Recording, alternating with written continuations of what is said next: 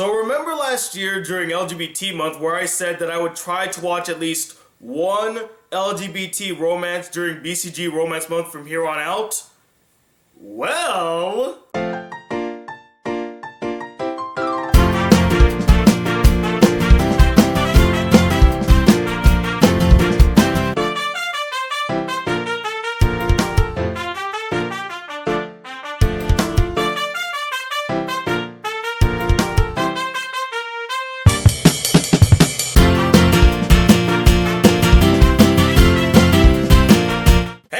the Black Critic Guy, here with my final anime review to close off BCG Romance Month, and that's on the Yuri anime Aoi Hana, or Sweet Blue Flowers in English. So Sweet Blue Flowers is about two high school girls named Fumi and Akira, once childhood friends reunited after 10 long years, who rekindle their friendship as well as deal with their complex emotions and relationships with other characters. Now this anime was sent to me by one of my most loyal and supportive subscribers, Weston Bab, who also sent me the Yakumo figurine you guys see in the background. And after reading the back of the DVD, I discovered that this anime is actually based off of a manga made by the same person who created the excellent and beautiful Horo Masuko, Wandering Sun. And when I learned that, I got super excited. I could not wait to watch Sweet Blue Flowers. I absolutely adored Horo Masuko, and if it was going to be anything like that, I couldn't wait to see it. I mean, they did such a beautiful job at telling a transgender story. What more with a lesbian love story? The animation by JC Staff was simplistic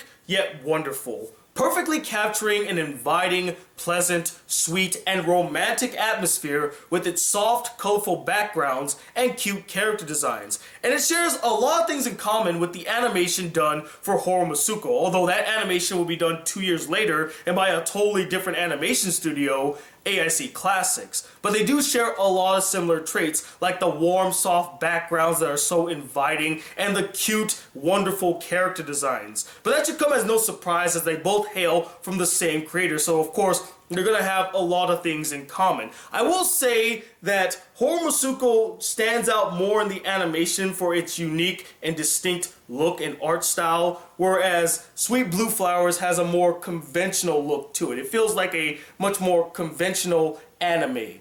But that doesn't mean that it's bad. Doesn't mean the animation is terrible. It's still really good. It gets the job done. The entire Japanese voice cast did stellarly with their performances, each conveying the tenderness and depth of their characters, as well as pulling off the emotional scenes in flying colors. And they never came off as overbearing or over the top. It was actually quite subdued, which made their performances feel more real, more natural. And guess who's back again, ladies and gentlemen? That's right, Kana Hanazawa once again is part of the voice cast. This time she's voicing a character who showed up in 2 episodes known simply as the Prince. Sadly, I still have no alcohol present with me, but the next time that I see her as part of the voice cast, I'll take 3 shots. And a little interesting yet tragic fact that I discovered while researching this anime is that one of the voice actresses, the one who voiced Fumi in the anime, was actually caught with cocaine, and after being caught with cocaine, her entire career was ruined. She was completely shunned by the industry, and she never worked in the industry again. Damn, that's kind of depressing. I mean, she had such great potential, and then she threw it all away by snorting cocaine.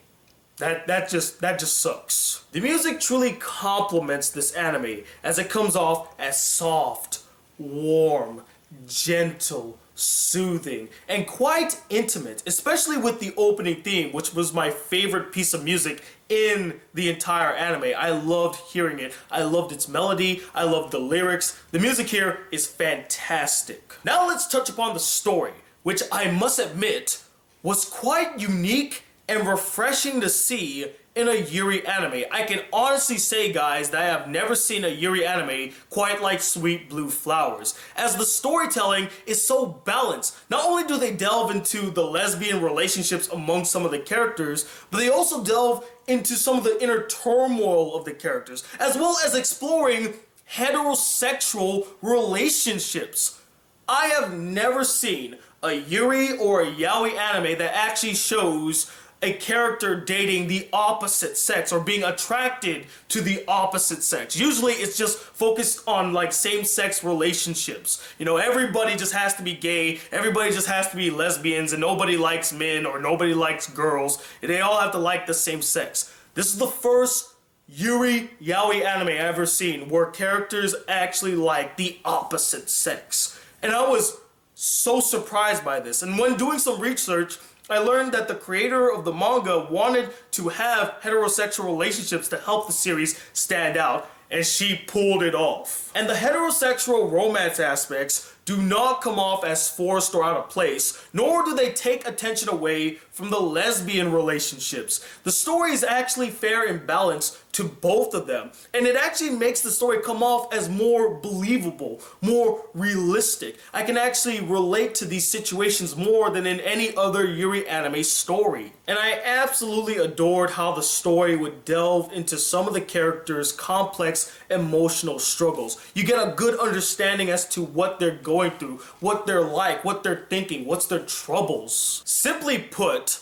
this is the most original Yuri anime story I have ever seen that kept my attention from beginning to end. And finally, the characters. Each, and I mean every single one of them, were likable and charming, from the main characters to the supporting characters. I enjoyed them all. And tying into the story, I loved the depth and complexity of some of these characters. Most specifically, the lesbian characters, Fumi, Kyoko, and Yasuko. These three girls are at the center of every drama that happens in Sweet Blue Flowers. And you get a full understanding of each of them, because they delve into their psyche, they delve into their personality, what drives them, what ails them, what troubles them, and you really empathize with these characters by the end of the anime. I know that I did, especially given the fact that each of them deal with unrequited love. But to be honest, my personal favorite character in the entire anime is without question Akira, or as they call her, Achan. I just love her exuberant personality, and I love how good of a friend she is to Fumi. Their little friendship slash relationship is the heart of the anime, and I always enjoyed seeing the moments between the two. And I really was rooting for them to get together by the anime's end. This is the first time this year that I've seen a romance anime where I was just rooting for the two leads to end up together. I just wanted them to be a couple finally because they had such dynamic chemistry and they were just so cute together. All the small, tender moments they shared, I couldn't get enough of it. I loved every single scene that they were in. But, and this truly pains me to say this, guys, because I really got into this anime, but I did notice a couple issues with it. One of the biggest faults I found in Sweet Blue Flowers actually deals with my personal favorite character, Achan, as she wasn't given a lot of focus, attention, or development as some of the other characters like Fumi and the other two lesbian girls. Now, she is given some focus, and we do get a good understanding of the character, but they don't dive deeper into this character. What really drives her? What's her motivation? What's her backstory? We don't really get a full understanding of the character. We get a solid understanding. We have a foundation as to what the character is, but we don't really get to delve into her psyche, what she actually feels like throughout the entire anime. We know that she deeply cares for Fumi. That's her best friend. She's always gonna have her back no matter what. But I would have loved to learn more about how she personally felt about Fumi. Did she ever feel any romantic feelings towards Fumi? It's kind of hinted that she does, but it's never outright said. It's not explicitly shown. So it would have been nice to learn more about Achan, especially since she was such a fun character, and I think that she could have been a really enthralling and deep character had they developed her a little bit more, give her more focus. Now, this next issue should not come as a surprise to anyone, but I was not a particular fan of Achan's older brother, Shinobu, as his older brother tendencies and overprotectiveness just had a very incestuous vibe to it that I just wasn't on board with. I don't understand why they had to put this character in, as he doesn't really add much to the story or to other characters. He just came off as a nuisance to me, and I know that later on in the manga, he does play a crucial part, but this is the anime review, and in the anime, He's completely superfluous, and he just didn't need to be there. And the last issue I found with Sweet Blue Flowers was its ending. That ending was terribly underwhelming. It left me so unsatisfied, angry, upset, disappointed, and sad. And after sitting through 11 episodes, the anime couldn't even give me the one thing that I wanted to see. And that was Fumi and Akira hooking up, becoming a couple. That is the one thing that you had to pull off by the anime's end, and you didn't. Now you could say that's daring and original for them to do, but for someone who was sitting through the entire anime waiting for it to happen because you know it's gonna come, the fact that we weren't able to get that full resolution and have them end up as a couple, you can't help but be a little aggravated and disappointed by that fact. I mean, that's what you came to see. You wanted to see them blossom into a romance. You don't get that. It's basically, hey, you want to see this romance? You want to see them end up to be a couple? Go read the manga.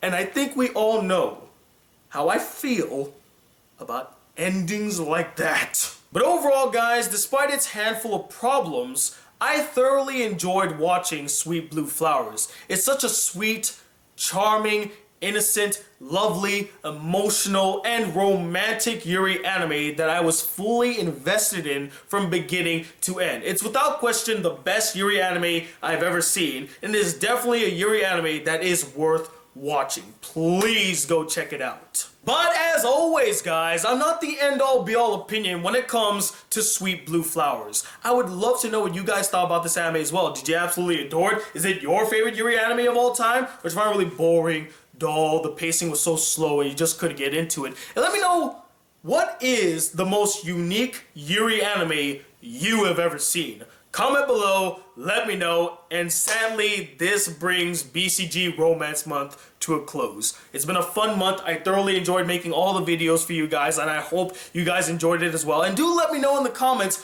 what was your favorite video for BCG Romance Month? And until March comes, guys, which is tomorrow, literally, I will see you with some new videos on their way. And as always, if you'd like to see more videos on this channel, be a part of the Black Critic crew, please hit that subscribe button below, like this video if you really enjoyed it, and I'm talking about in a second, the romance lover known as the Black Critic Guy. Till then, peace, YouTube!